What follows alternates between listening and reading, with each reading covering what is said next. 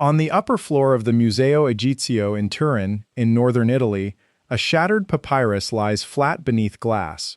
The catalogue lists it as number 1874.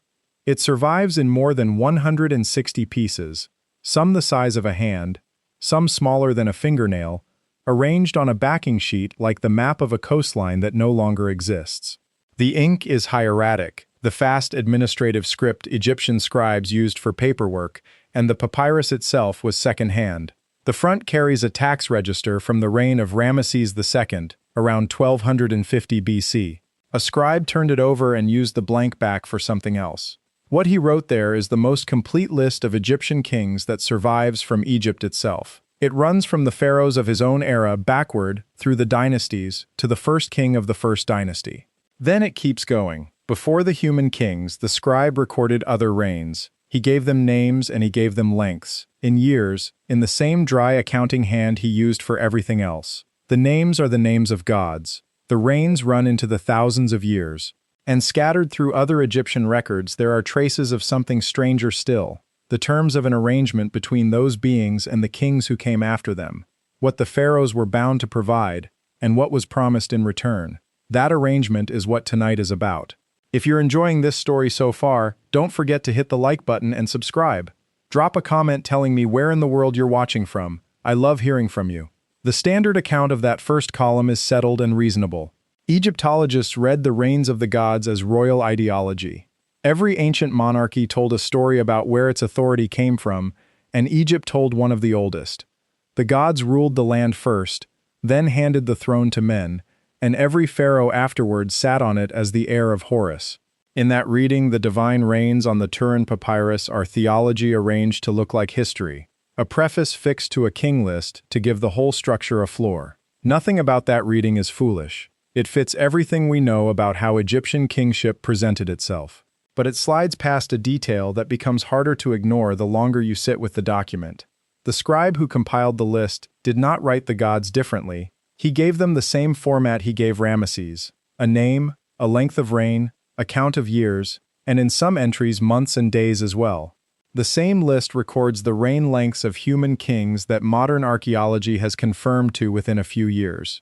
Whoever compiled it was copying older records, and he carried the reigns of the beings across as part of the record. There is a further sign of what kind of document this is.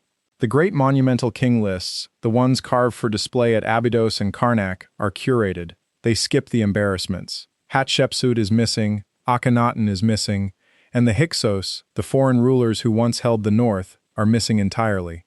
The Turin list keeps them all. It includes the Hyksos, marking their names as foreign, and it includes kings so short-lived and obscure that some are known from nowhere else. It even totals the years dynasty by dynasty, the way an accountant closes a ledger. This was a working reference, compiled from archives, meant to be correct rather than flattering. And a working reference is exactly where the reigns of the beings appear. The question worth asking is what stood behind those entries. The papyrus reached Europe through Bernardino Drovetti, a consul and collector who acquired it at Thebes around 1820. Accounts differ on its condition when it left Egypt, but by the time scholars in Turin unpacked it, the document had collapsed into fragments. Jean-François Champollion, fresh from cracking the hieroglyphic code, examined the pieces in 1824 and realized, with something close to grief, that he was looking at the wreck of a complete chronology of Egypt. 2 years later, the German scholar Gustavus Seyfarth spent months matching fibers and ink traces to rebuild what could be rebuilt. The modern edition rests on the work of Alan Gardner, published in 1959, and on a full re-examination by the Danish Egyptologist Kim Ryholt at the University of Copenhagen. None of this is fringe material. The Turin Royal Canon is the backbone of Egyptian chronology, the document scholars reach for when they want to know how long a dynasty lasted or where an obscure king belongs, which is what makes its opening section so uncomfortable. The list does not begin with Menes, the first human pharaoh. It begins with Ptah, then Ra, then Shu, Geb, Osiris, Set, Horus, Thoth, Ma'at, and a second Horus. Great gods first, then lesser gods, and then a category the scribe called the Shemsu Hor, the followers of Horus, who stand between the gods and the first mortal king. Most of the reign lengths in that opening section are lost in the gaps between fragments, but pieces survive, and the surviving figures run into the thousands of years for single reigns. The summary lines at the end of the divine section are damaged, and readings differ, but one long-standing reconstruction gives the Shemsu-Hor 13,420 years, with a further 23,200 years of rule before them, a combined stretch of more than 36,000 years between the beginning of kingship in Egypt and the crowning of the first human pharaoh. Take those figures cautiously. The fragments are genuinely broken, and careful scholars disagree over individual signs. What is beyond dispute is the shape. The scribe recorded an immense span of time during which Egypt was governed, and the governors were beings he did not class as human kings. And the shape was already old when he copied it down. If the Turin Papyrus stood alone, you could dismiss it as one scribe's private flourish. It does not stand alone. In the 3rd century BC, an Egyptian priest named Manetho wrote a history of his country in Greek for its new Ptolemaic rulers.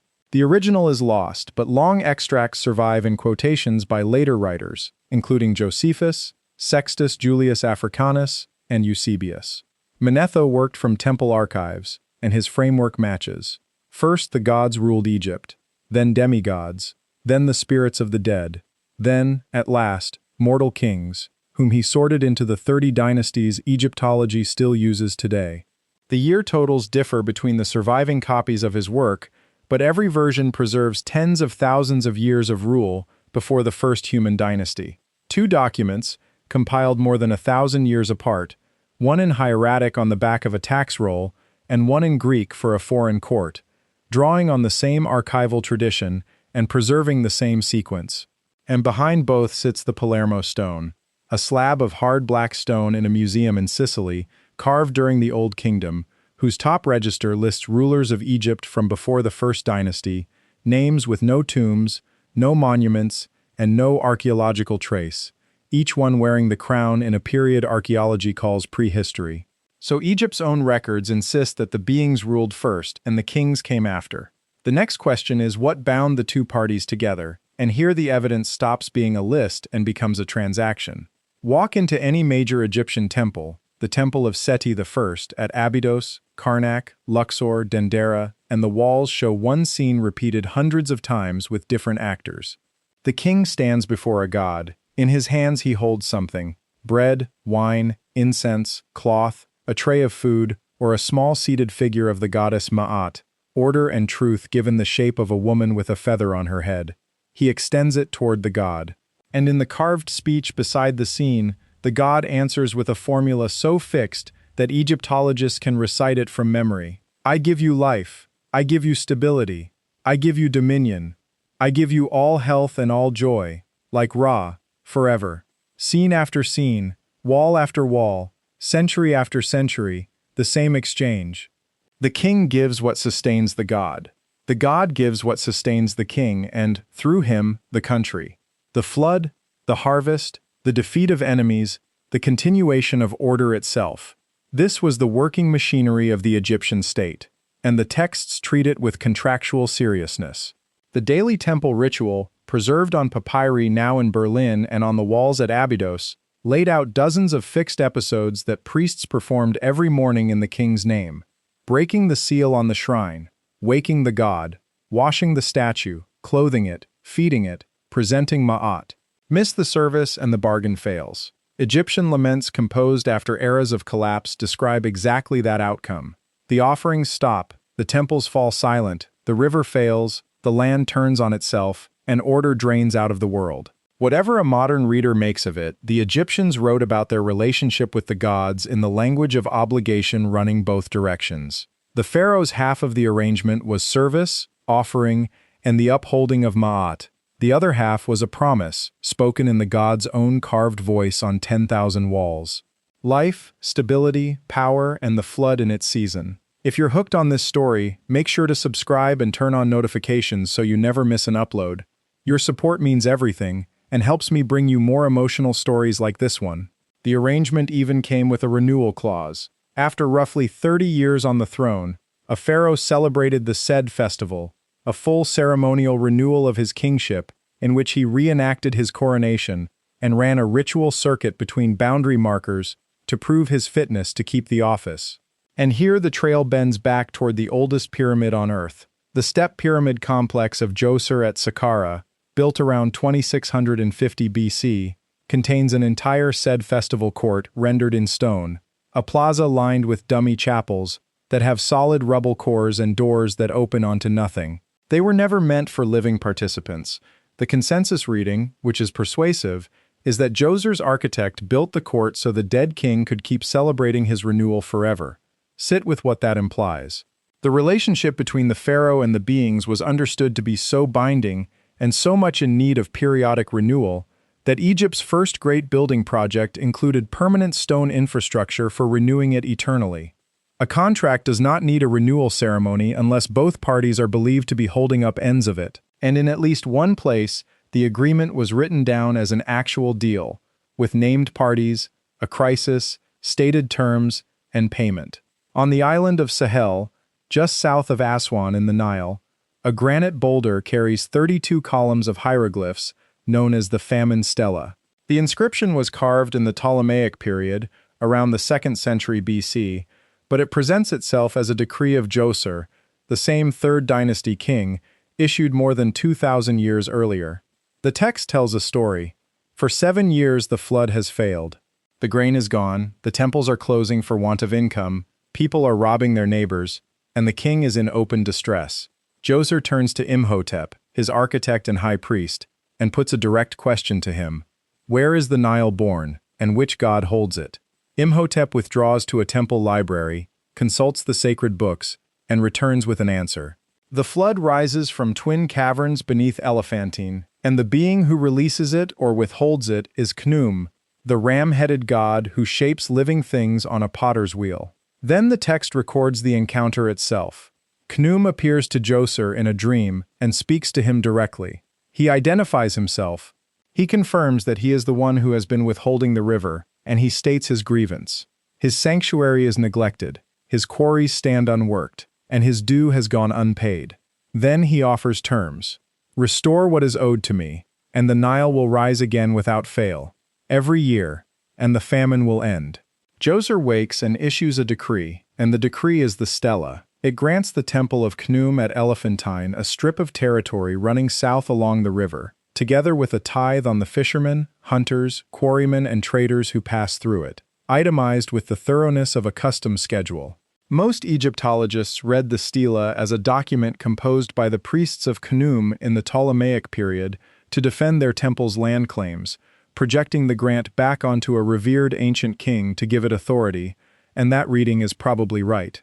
It also leaves the most interesting fact untouched. When those priests needed the most binding instrument their culture could produce, the form they chose was a contract between a pharaoh and a being.